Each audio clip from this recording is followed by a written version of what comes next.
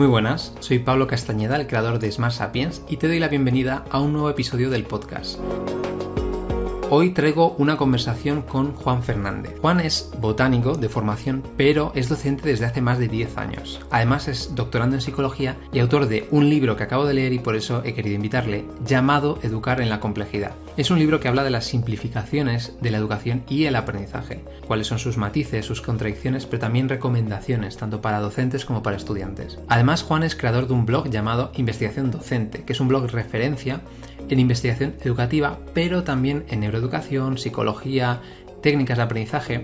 En fin, la conversación con Juan se centra en estrategias universales para aprender cualquier cosa, sí, pero también para educar en la escuela. Y por ello algunos de los temas que tratamos son, pues, por qué debemos huir de las explicaciones simples sobre el aprendizaje, cuál es la importancia de ser crítico con cualquier método educativo o de aprendizaje. También hablamos de aspectos socioemocionales a la hora de aprender, de hábitos generales para aprender cualquier cosa y nos da una respuesta bastante sorprendente. ¿O por qué los libros están por encima de cualquier medio para aprender? Sin duda ha sido una de las entrevistas que más he disfrutado grabando, no solo por las recomendaciones de Juan, sino también porque es uno de los temas que más me interesan. Y por cierto, hoy me hace mucha ilusión anunciarte que acabo de lanzar el primer programa de Smart Sapiens. Verás, lo he llamado el desafío Cronorutinas. Es un reto con el que podrás aprovechar tu poder mental conectando con tu ritmo circadiano si sientes que te falta energía, tiempo o estado de ánimo. La mayoría de personas no son conscientes, pero viven como trabajadores a turnos. Se ven dominadas por el cansancio, los horarios de trabajo o de estudio, y no tienen tiempo para sentirse con la energía y el estado de ánimos suficientes para realizar sus rutinas. Y yo me di cuenta de esto cuando sufrí un periodo de insomnio hace ya unos años, y desde entonces he estado investigando cuál es la manera de aprovechar el poder de nuestra mente a la vez que cuidamos nuestra salud mental. Y tengo buenas noticias. Yo creo que no tienes tú la culpa de la mayoría de factores de este cansancio, sino que el problema muchas veces es nuestro horario. El momento del día en el que realizamos nuestras tareas y rutinas que apoyan el ritmo circadiano del organismo son un conjunto de acciones que, realizadas con equilibrio, ayudan a potenciar nuestras capacidades cognitivas, emocionales y conductuales, pero también la salud en general. Estas son las llamadas cronorutinas. El objetivo del programa es que consigas irte a dormir, despertarte, hacer ejercicio, comer, trabajar y, en definitiva, mejorar tu productividad siguiendo las horas naturales de tu cerebro. Durante 14 días te enviaré un mail con consejos prácticos, tanto en texto, en formato podcast, pero también en vídeo. Tendremos un grupo de Telegram para ayudarte junto a otros compañeros y estaré ahí yo para responder a tus dudas. Podrás registrar al detalle cada día y el progreso de tu estado de ánimo, descanso, energía y ritmo circadiano, y al final del desafío recibirás un ebook con más de 100 páginas con consejos sobre cronobiología generales, pero también sobre trabajo a turnos, efectos cognitivos, terapias de luz, suplementos, avances en medicina y mucho más. El precio del programa es de 50 euros y puedes unirte desde el link que te dejo en las notas del episodio o yendo a smartsapiens.net desafío-cronorutina. También puedes ir a la web y pinchar en la biblioteca y lo tienes ahí. El reto es 100% digital y podrás descansar mejor, ser más productivo y diseñar tu horario natural ideal, como las más de 30 personas de la comunidad que ya lo han probado. Suscríbete a este podcast si quieres apoyarlo. Y ahora sí, esta es mi conversación con Juan Fernández. Bueno, pues muchas gracias, Juan, por estar en mi podcast. Bienvenido lo primero. ¿Qué tal estás? Gracias a ti. Muchas gracias por invitarme, que estoy encantado de estar aquí. Te estaba diciendo ahora, antes de empezar a grabar, yo te empecé a seguir en Twitter, que por cierto a la gente le recomiendo mucho que busque tu perfil de Twitter, porque subías hilos y ponías los posts de tu blog sobre los libros que ibas leyendo y la información que aprendías y la ibas condensando en tu blog. Bueno, no solo eso, que de hecho has publicado un par de artículos científicos. No solo lees libros mainstream y los divulgas, sino que son cosas mucho más densas y lo haces digerible. A mí me parece genial. Y eso, me leí tu libro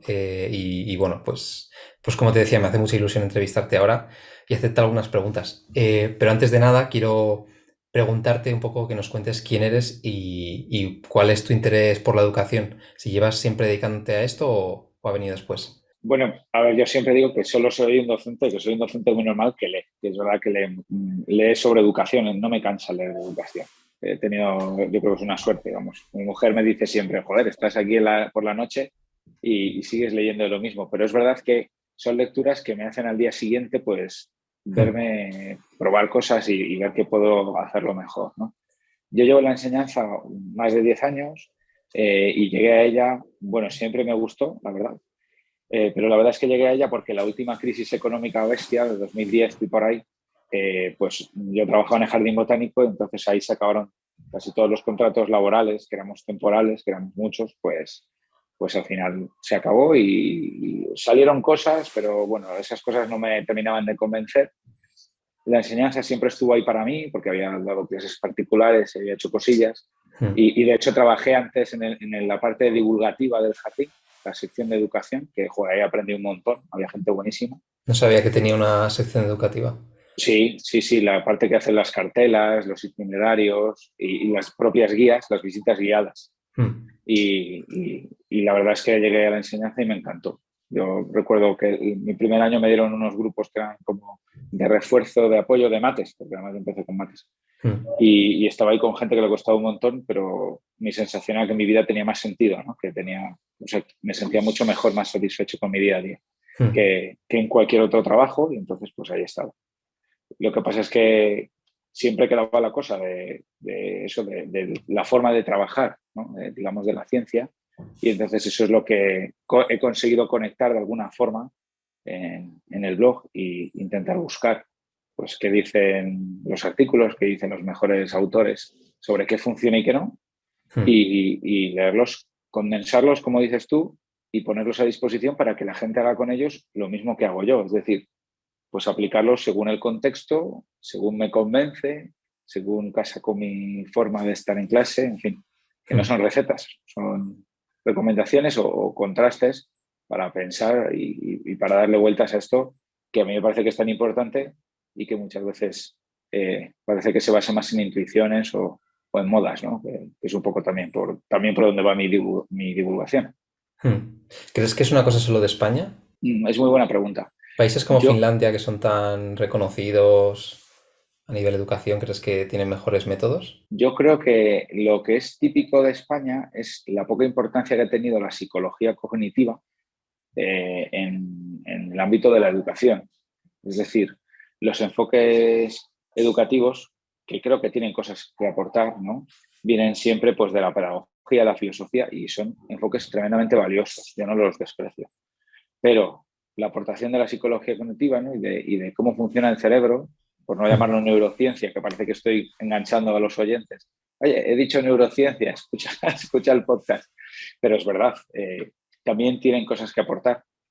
Y yo lo que creo es que en otros sitios van por delante a la hora de probar modas. Es decir, nosotros estamos probando cosas que ya se han probado en otros sitios, se han demostrado como ineficaces en esos sitios, entonces ahora, digamos que el péndulo, el momento en el que está el péndulo, aquí es diferente en otros sitios.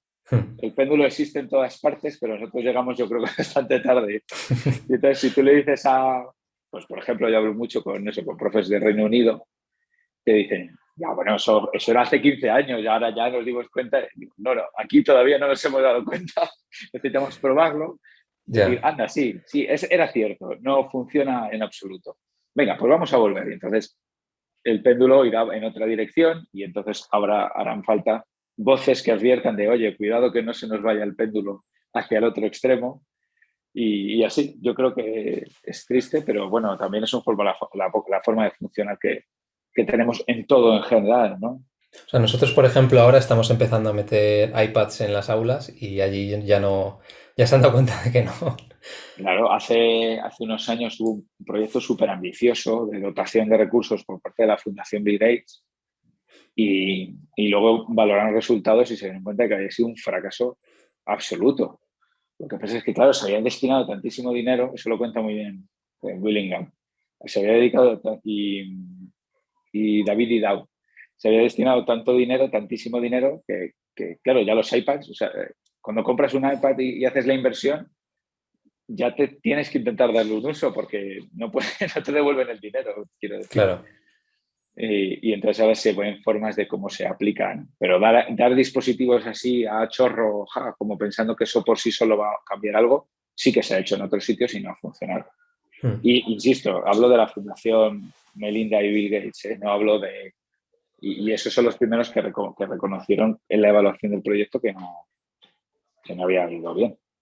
Yo creo que tenías un tweet que era algo así como darle un iPad a los alumnos es como y pretender que aprendan mejor es como darle un Hot Wheels y pretender que sean mecánicos, era algo así, ¿verdad? Sí, era así, y eso está sacado del libro que te digo de David Hidalgo, que recoge un poco eso, las cosas que... El libro se llama Todo lo que... No, ¿y si todo lo que supieras de educación fuera incorrecto? Y mola mucho porque en el fondo es lo que yo invito a hacer en las lecturas, ¿no? Y en el libro. ¿Y si todo lo que nos dicen? Bueno, sospecha, ¿no? Como inocular un poco la duda, Hmm. claro. Que esto es lo que intentas tratar en el libro, ¿no? De no te quedes con las explicaciones simples, Exacto. sino ve más Claro, allá, intenta claro. abordar la complejidad de la educación. Yo te iba a preguntar por qué es importante esto. Porque si no pensamos que haciendo cosas tan simples como sentarles de una forma en clase, automáticamente eso va a mejorar algo. Y sentar en la disposición del aula puede ser eficaz si está acompañada de una serie de técnicas, de métodos, pero simplemente porque la gente se ponga de cuatro en cuatro, pues no garantiza nada. Hmm. O simplemente porque, pues eso, lo de los dispositivos, o simplemente porque hagamos un Kahoot, pues el Kahoot puede tener funciones buenas, malas, sus momentos, pero hacer un Kahoot es como decir, no sé, he usado un Big negro, en clase, wow, qué bien, wow, es un Big negro, qué guay. Pues depende para lo que se haya usado el Big, ¿no? Entonces muchas veces confundimos los fines con los medios o las herramientas. Hmm. Vivimos en un momento en el que las herramientas tienen un peso enorme. Y si vemos, por ejemplo, quién está detrás de grandes encuentros educativos o de grandes movimientos, nos encontramos con que detrás lo que hay son empresas de métodos, de herramientas. Hmm. Y en educación hacen falta enfoques para usar esas herramientas. Hmm. Sí, al final cuando nos obsesionamos tanto con una herramienta, perdemos el análisis crítico de si eso realmente está siendo útil y cuándo es útil o cuándo no. Y eso nos pasa mucho porque la formación que recibimos los docentes en muchos casos viene de proveedores de herramientas y eso no debería ser así. Eso sí, ahí yo creo que sí que somos una excepción monumental. O sea, en otros sitios la formación docente está más estructurada y está estructurada además a través de organismos o fundaciones como muy potentes, mientras que aquí dependemos un poco de instituciones un poco sospechosas. Yo me acuerdo el instituto donde estaba yo, precisamente, que nos pusieron tablets cuando estábamos en la ESO. Y claro, yo por entonces pues no dije, bueno, pues está genial, ¿no? Que me den una tablet. De hecho, hicimos de todo menos atender en clase. Y luego años después me di cuenta de... Es que bueno, el instituto, el grupo de institutos, porque era el mismo, eran los maristas de Madrid, Uh -huh. son del grupo de Del Vives. Del Vives estaba sacando sus herramientas de educación Claro, digital. sí, sí, es así. Las editoriales tienen mucho peso porque en el fondo son proveedoras de herramientas. Pero en Mm, el fondo, siguiendo con la analogía, es como decir, pues eso, como si el futuro de la construcción dependiera de lo que deciden los proveedores de martillos. Entonces, y los arquitectos no pintaran nada, ¿no? Y mm, entonces, bueno, esto es lo mismo. Es que me dicen los expertos en educación entendiendo eso como gente que entiende el enfoque global, no que me va a vender una herramienta. mm, Porque además, no sé si te ha pasado a ti, pero a mí en general me parece que son herramientas que no requieren como demasiado, por ejemplo, un Kahoot. Es muy fácil diseñar un Kahoot. El problema está en qué principios subyacen, por ejemplo, al uso del test de opción múltiple. En Kahoot o en Socrative o en lo que quieras.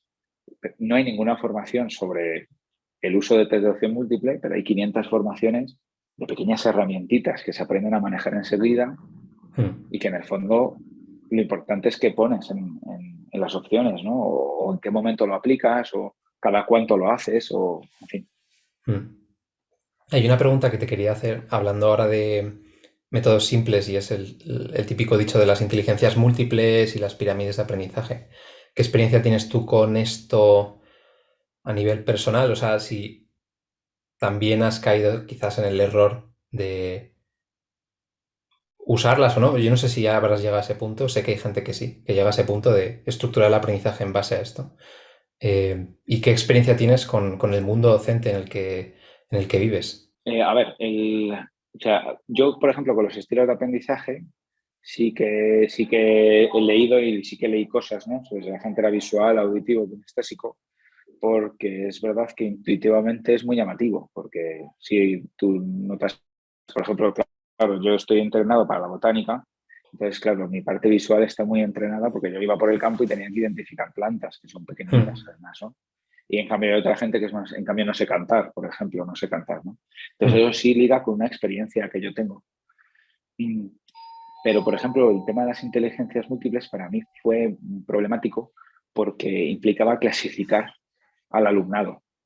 Es decir, este tiene esta inteligencia, este no sé qué. Y eso a mí en general me llama, o sea, siempre, porque venía de un mundo de clasificación, de la botánica, siempre me pareció que intentar clasificar al alumnado con etiquetas, además de habilidades fijas, era muy difícil y muy artificial. Nada, no me pareció nada intuitivo, la verdad. O sea, porque al final mi experiencia con los años es que hay gente que tiene facilidad, por supuesto, tiene como sus habilidades, pero luego hay un trabajo detrás y hay gente que mejora, hay gente que... Y en el fondo no sabes si antes fue la habilidad o la práctica, ¿no?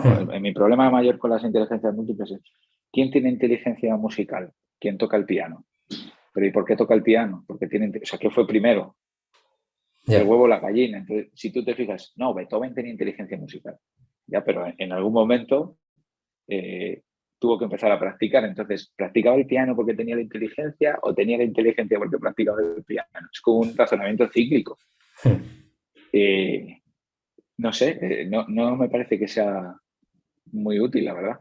Sí, yo esto a mí me sorprende la cantidad de personas, es que lo veía esta mañana en LinkedIn precisamente, y de gente incluso en redes sociales en general, subir temas sobre, bueno, sí, tanto las pirámides de aprendizaje, las inteligencias múltiples, y hay una cosa, de las cosas que hablas en el libro, que es el tema también del pensamiento crítico, ¿no? De que leer te da conocimientos y esos conocimientos sirven de herramientas para pensar de forma crítica. Y cuando tú te enfrentas a este tipo de frameworks de ver la realidad, como de esquemas, como eso, las inteligencias múltiples, las pirámides, es como... porque iba a haber un porcentaje exacto de Claro, inteligencia. ¿Por qué lo visual es un, no sé, me invento un 40% y lo práctico es un 75%? ¿Y claro. por qué enseñar es un 100%? O sea, ¿y qué significa que sea un 100% en la memoria? Sí, exactamente. Bueno, y luego, de hecho, tú estás leyendo una pirámide de aprendizaje que te dice que leer es el 10%, con lo cual en el fondo es como una especie de paradoja. Lee esta pirámide que te dice que leer es solo el 10%. Pues entonces voy a tener que leerla 10 veces para quedarme con 10%, porque ese 10% es un cosito, es siempre el mismo, es siempre diferente. Claro. Son ideas, a mí me llaman la atención. No sé, hay un estudio muy bonito, como muy divertido, no es bonito, es divertido, donde dice que las pirámides en general, los triángulos, nos encantan y que cuando tú pones un estudio y lo pones en forma de triángulo y de pirámide, gana credibilidad automáticamente. Entonces yo creo que parte de eso va ahí. Y luego el fondo, yo creo que rescatable de las inteligencias múltiples es que efectivamente hay múltiples habilidades, hay que intentar recoger a todas las personas que hay en clase, cada una con su historia, sus conocimientos previos. Eso sí, o sea, sí, el fondo me parece bien, pero podríamos hacer teorías mejores, ¿no?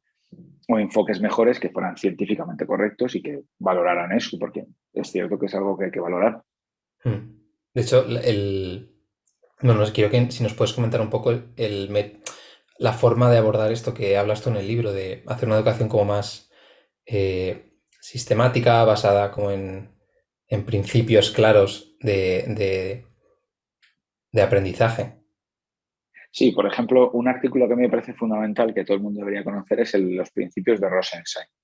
Entonces, en el fondo, cuando lees los principios de Rosensheim te parecen sentido común, pero yo creo que ahí está la genialidad del artículo, que es estructurado, sistematizado, cosas que son de sentido común, que funcionan y que en muchos casos no hacemos.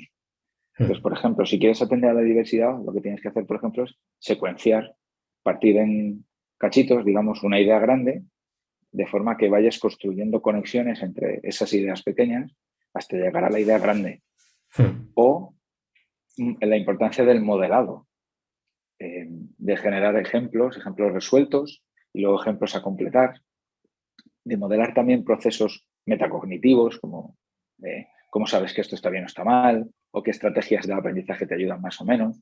Entonces, son unos principios muy a pie de tierra, o sea, muy basados en la realidad, que no es tan fácil dominar en la práctica, porque las situaciones, sí, entiendes el principio, pero ¿cómo lo haces luego en el día a día?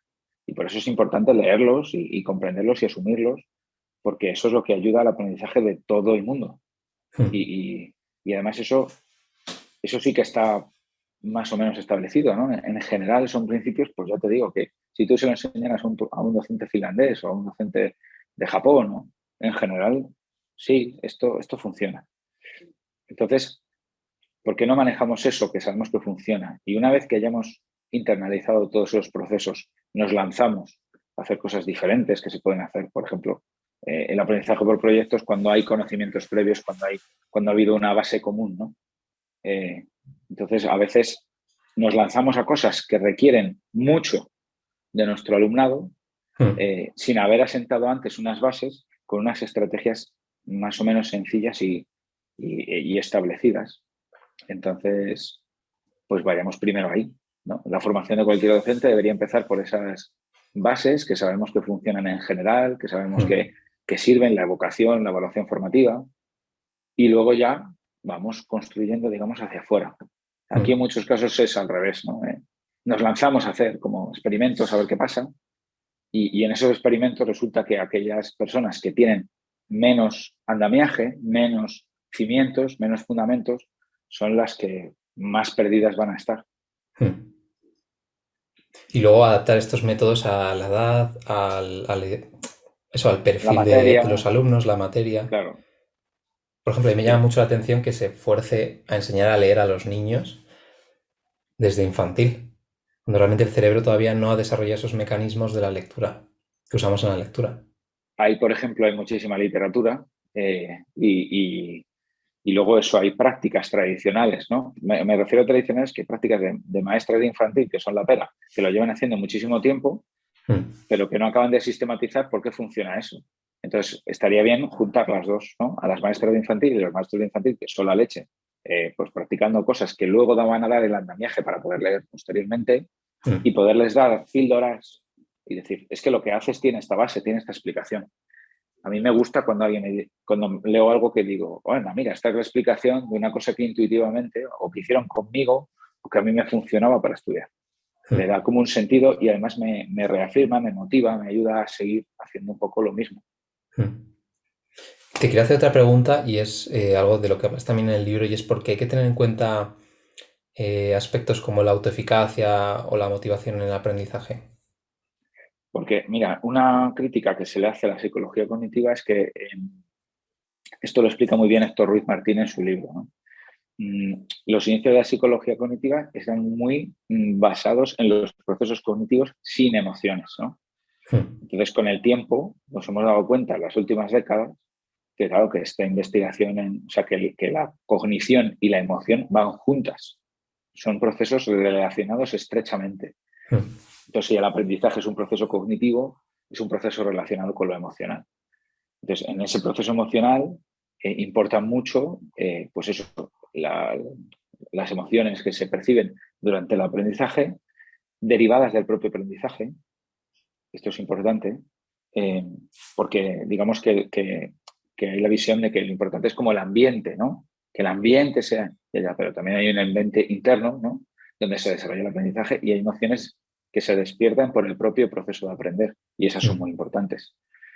Y luego también la motivación lo que nos permite es mantener, o sea, generar, digamos, el hábito y generar procesos, estos procesos que ya digo que incluso para mí, ¿no? De procesos de enseñanza eficaz pues, y procesos de aprendizaje eficaces, solo se mantienen la constancia, pues es clave la motivación. La motivación es clave para mantener esto a lo largo del tiempo porque, porque estas cosas a veces generan aprendizajes, pero no mejoran el desempeño, porque depende de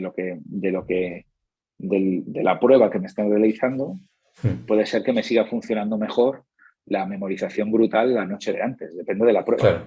Entonces, el foco tiene que estar en el aprendizaje, porque si te fijas en los resultados, puede ser que estés aprendiendo más, pero tus resultados sigan igual.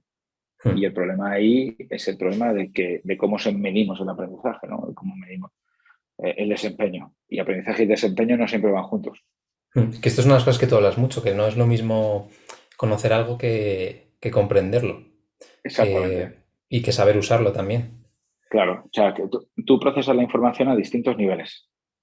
Entonces, tú lo que quieres que es una comprensión profunda que dé un lugar a un aprendizaje profundo. Pero si tú luego, cuando preguntas en la prueba, ¿no? Si la prueba mide aprendizajes superficiales y tú has aprendido un aprendizaje profundo, a lo mejor hay una disociación ahí. Claro. Porque resulta que lo que te piden es cosas que tú no te habías fijado. ¿No? Pasa mucho. A lo mejor te lees un libro que has disfrutado un montón y te preguntan, ¿cómo se llamaba el gato de la señora? Y dices, pues eso no me acuerdo. He disfrutado un montón el libro y me ha hecho plantearme cosas de cómo funcionan las relaciones sociales o qué es el amor o la muerte. Pero el nombre del gato de la señora, pues justo eso no me acuerdo. Entonces, si la prueba a un nivel superficial, en el fondo lo que estás pidiendo es un aprendizaje superficial, memorístico. El aprendizaje profundo requiere de la memoria, pero es otra cosa. Y para medirlo bien, necesitas pruebas que midan aprendizajes profundos, transferencia de contenidos, que puedes aplicar esos conocimientos en otros contextos o en tareas parecidas, pero no exactamente iguales que las que has hecho. Te quiero hacer otra pregunta que creo que nos queda poco tiempo porque te tienes que ir en 20 minutos. No sé si es una pregunta fácil o difícil, pero para mí sería un poco complicada. Pero, ¿qué hábitos consideras generales para aprender? En el sentido de, sí, que son principios básicos para cualquier persona para aprender cualquier cosa. Vale. El primero sería comenzar activando conocimientos previos. Y eso a veces es tan sencillo como coger un folio y empezar a preguntarse, ¿qué sé de este tema? Y empezar a escribir, ¿qué sé de este tema? Entonces, eso tiene dos virtudes. Una, que lo que escribas se va a afianzar porque lo estás evocando. Y la segunda es que te va a permitir, eso es la metacognición, es decir, ¿qué me falta por saber de este tema? ¿Cómo de bien me lo sé? Oye, pues resulta que pensaba que me sonaban cosas, pero cuando me pongo a escribir tengo media página. Esto pasa mucho. Ahora que mis alumnos de segundo bachillerato están ahí. Entonces, claro, les suenan las cosas porque llevamos todo el año trabajándolas, pero ¿qué sabrías escribir así? Sin apuntes, sin nada. ¿Qué sabrías escribir sobre esto? Eso ayuda mucho a aprender y a saber qué es lo que hay que aprender y qué es lo que hay que reforzar. Esa es la primera. La segunda cosa sería mantener unos hábitos de sueño adecuados. Esto es contracultural hoy en día, pero a mí me parece que el desorden del sueño es un problema tremendamente extendido, que no depende tanto de la escuela, sino del ambiente familiar. No hay más que ver la programación televisiva para darnos cuenta de que dormimos poco. Y de hecho vivimos en una cultura donde dormir poco es casi una virtud. O sea, la gente que dice, no, yo duermo 9 horas y piensas, uff, qué vago, ¿no? Qué poco aprovechado, ¿no? Yo duermo 5 horas, este tío es la caña, duerme 5 horas y fíjate, hace mil cosas. Entonces, en el fondo, despreciamos un poco una cosa que es esencial para aprender, que es el sueño. Y luego, otra cosa que es muy importante es a la hora de evaluar el aprendizaje, evaluar la calidad de las conexiones que podemos hacer. Por ejemplo, te pongo el ejemplo de biología en segundo bachillerato. Puedo hilar los virus con las células eucariotas, por ejemplo. Puedo hilar la genética con, no sé, con la bioquímica, por ejemplo. Es decir, puedo conectar cosas diferentes entre sí. Entonces, muchas veces a la hora de estudiar, deberíamos de estar intentando preguntarnos todo el rato cómo se conecta esto con las cosas que ya conozco. Y eso a mí me parece que es súper importante. Si algo que queda totalmente inconexo es una cosa que se va a perder, es muy difícil que se quede ahí. ¿No? Por ejemplo, yo te pongo un ejemplo, mi hija está estudiando ahora en inglés, además, las sustancias puras, las mezclas homogéneas y heterogéneas, ¿vale? Imagino que eso está en el currículum. Pero claro, para un niño de tercero de primaria, una sustancia pura, ¿con qué lo conectas? Si no sabes nada de química. ¿Qué es una sustancia pura? El agua es una sustancia pura. Entonces, la leche, ¿por qué no? Claro. Porque, entonces, es una sustancia pura, es algo natural que hay en la naturaleza, la miel, la leche. No, la leche no es una sustancia pura. ¿Por qué no? Claro, no. ¿Con qué conectas? Es que, ¿qué ejemplos pones? No puedes. Es imposible. Entonces, bueno, pues eso está ahí en su cabecita, porque tiene que se lo van a preguntar, pero es muy difícil que permanezca en su cabecita. Y yo tengo ese problema con la biología frecuentemente, ¿no? En primero de la ESO damos grupos de invertebrados, los moluscos, los gasterópodos, no sé qué, y la gente se olvida, y no me extraña, porque ¿cómo conectas eso? Ya la única conexión que hay ahí, para mí, sería la evolución o la adaptación al medio, pero como no lo das eso hasta cuarto de la ESO, o sea, ¿cómo explicas que hay un calamar que es un cefalópodo y un mejillón que es un bivalvo y los dos son del mismo grupo porque son moluscos? Pues como no tengas la evolución detrás como herramienta para conectar, Claro. es que se olvida, es que no conecta con nada. O sea, bueno, si te interesa la cocina, puedes decir, mira, cuando comas mejillones en Navidad, pues llámalo bivalvo, no sé, para conectarlo con tu experiencia y conectarlo menos con algo, ¿no? Que sea personalmente relevante. Pero con otros conocimientos, que un mejillón es un bivalvo, con nada. Sí, por eso es tan importante cuando lees vincular cada cosa que aprendes con cosas que sabes. Y por eso Eso, mismo cuando vuelves a libros años después, te vuela la cabeza porque dices, madre mía, pero si este libro no parecía tan bueno y ahora de repente lo es. claro. Sí, hay veces que leemos cosas que no entendemos, ¿no? Y es verdad, yo soy defensor de leer cosas que no acabo de entender. Pero porque como estás leyendo de ese tema, al final, de repente, conecta. Lo que no sirve es, si yo ahora me leo un libro de termodinámica y no vuelvo a leer sobre termodinámica, eso sí que es absurdo, porque es que no va a conectar con nada de nada, ¿no? Y en ese sentido, por cierto, una cosa que me dicen, bueno, a veces me dice algún amigo y cosas así, es como, oye, ¿por qué no escribes un poco, de forma un poco más accesible en tu blog? Y es como, es que también hay un proceso de educación cuando te enfrentas por primera vez a algo. Es que si yo simplifico todo al máximo, ¿cómo va a conocer la realidad de esto? Totalmente, estoy radicalmente de acuerdo, así es. A mí me interesa mucho, descubro cosas también viendo las estadísticas y demás del blog, supongo que te pasará a ti, ¿no? Hay veces que escribes una cosa que es una pamplina, entendiendo una cosa sencilla, pues así, y entonces la gente se lanza por eso porque es como, mira, esto lo puedo aplicar ya.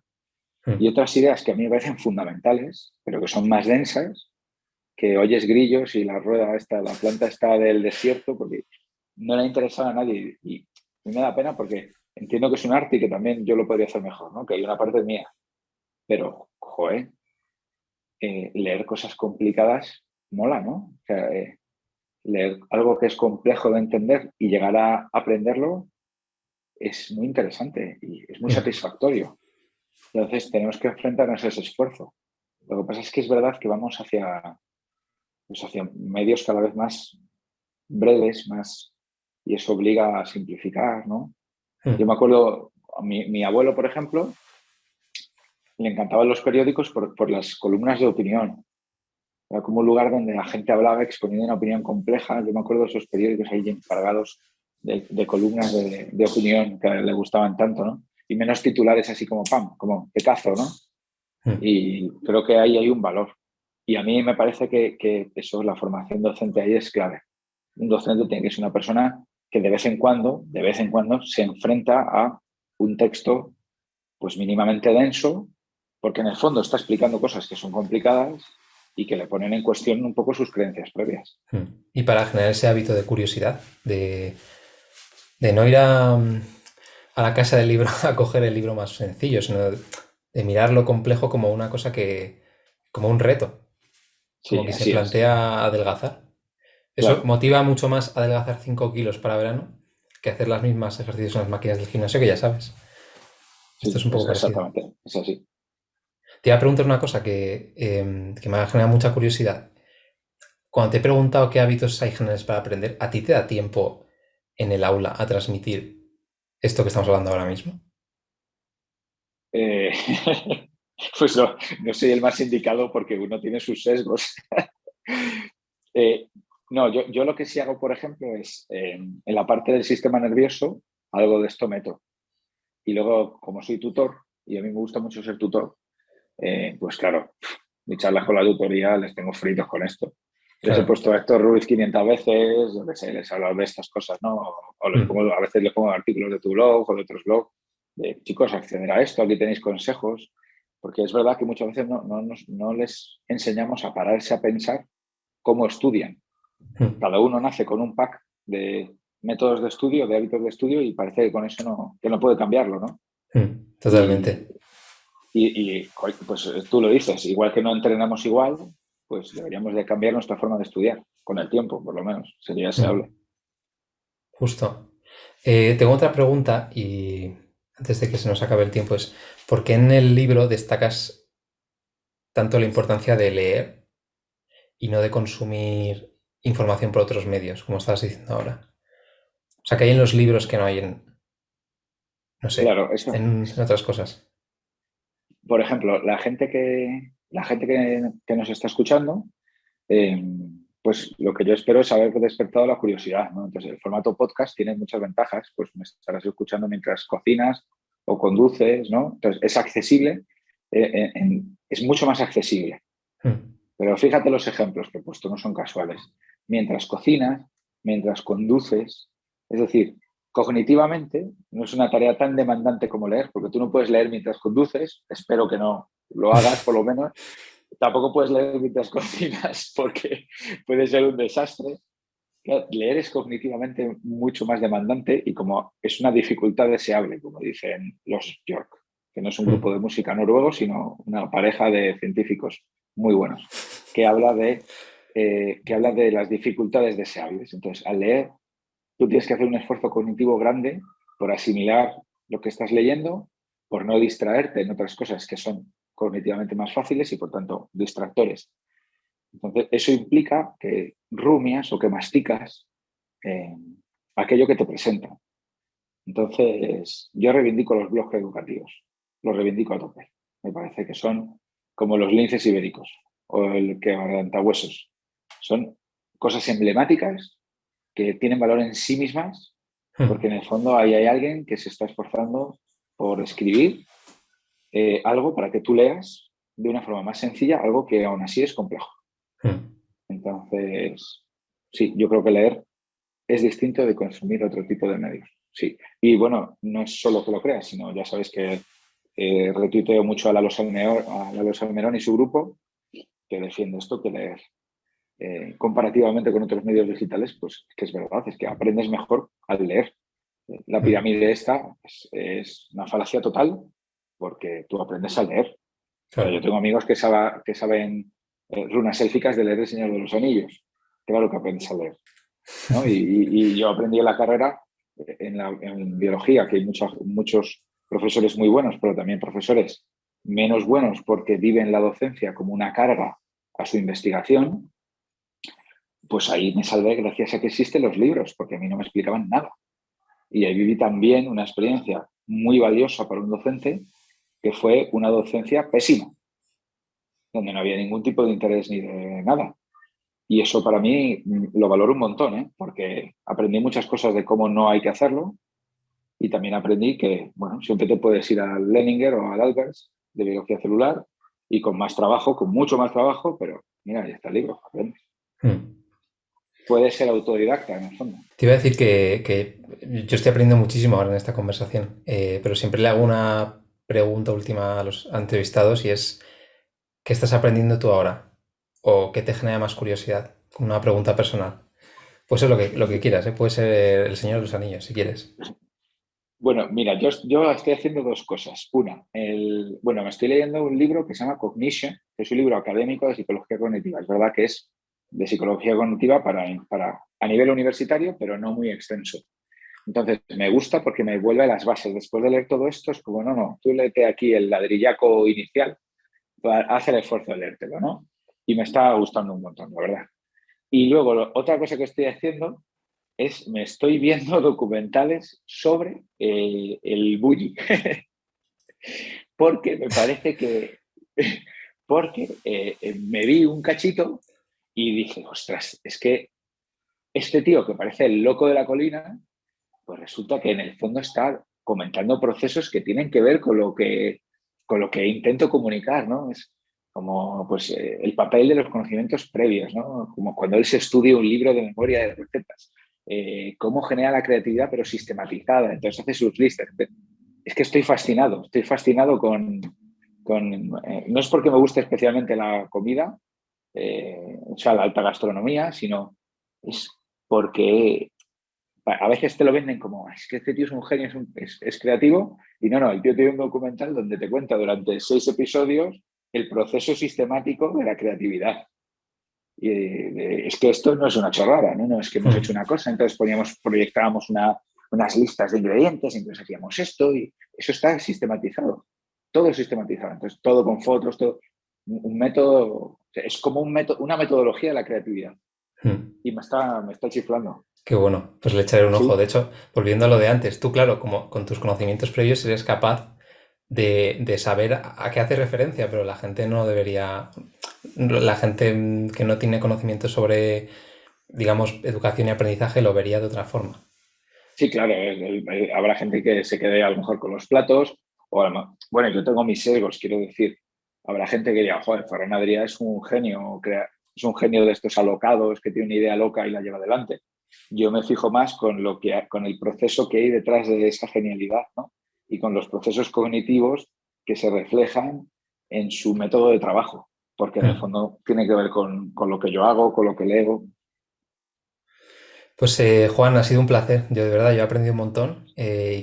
Espero que la gente todas estas estrategias y aprendizajes de educación que cuentas las pueda, bueno, si son docentes, leer tu libro, seguirte y aprender mucho más. Y si no, pues llevarlo al día a día. Que como dices, en un documental de cocina hay mucha más chicha de la que parece. Sí, sí, sí. Bueno, yo estoy encantado y yo te agradezco solo la labor de divulgación porque es importante acercar esto. Si esto además llega como a la gente joven, yo no sé si pasa, ¿no? Pero yo también tengo la sensación de que vosotros, porque tú eres joven, ¿no? Mm. Habéis vivido ya algunas cosas en vuestra educación y habéis visto que cosas que se venden como la panacea quizá no son la panacea, ¿no? Entonces me parece que tenéis un escepticismo muy bueno que necesitamos. Mm. De, oye, que yo he sido alumno hace 5 años y que esto tampoco es mm, tan eficaz siempre ni nada, ¿no? Yo también aprendo mucho o sea, aprendo de mis alumnos también en ese sentido, que a veces tú vas ahí con una cosa que es la pera y no es la pera. No es Mm. la pera porque es verdad, o sea, son cosas que son pues, tendencias, modas bueno, o tradiciones también que no tienen ningún sentido y que por tanto, pues los que estáis ahí tenéis que decir, oye, esto no funciona, que no me está Mm. funcionando, no me sirve. Como anécdota, bueno, yo al colegio he ido a 2 colegios. El primero, me acuerdo que teníamos un proyector de estos que se sacan del techo, que lo bajas Sí, y luego el proyector está como en mitad de la clase y da la imagen. Y cuando me cambié al siguiente colegio, tenían una pizarra verde de 2,5 metros, 3 metros, no lo sé, que le daba para poner apuntes todo lo que quisiera y decidieron poner una pantalla de 80 pulgadas en mitad. Y claro, pensamos como, guau, qué innovación educativa tan genial. Y desde el primer mes de clase nos dimos cuenta, tío, si es que todos los profesores se cabrean porque cuando están escribiendo se quedan sin espacio y nadie usa la puta pantalla. sí, claro, es eso. Es como tú pones una pantalla. Bueno, hubo una moda muy loca de las pantallas digitales. La gente se volvió loco a comprar pantallas táctiles de estas enormes, que luego eran súper complicadas de funcionar, ¿no? Y ibas con Justo, un justo lápiz ahí eso. táctil, ¿no? Y pinchabas y veías ahí al tío y ¡ah! ¿Cómo funciona? Ahí, empujando el folio, ¡ah! A ver si selecciono esto. Y dices, jolín, qué cosa, ¿no? Y luego dibujaba un círculo a lo mejor y digo, joder, coge una tiza y dibuja el círculo. Que, no sé, es una herramienta al final, es una herramienta, depende mucho de cómo la uses, claro. Totalmente. Pues oye, Juan, muchísimas gracias. Estamos en contacto.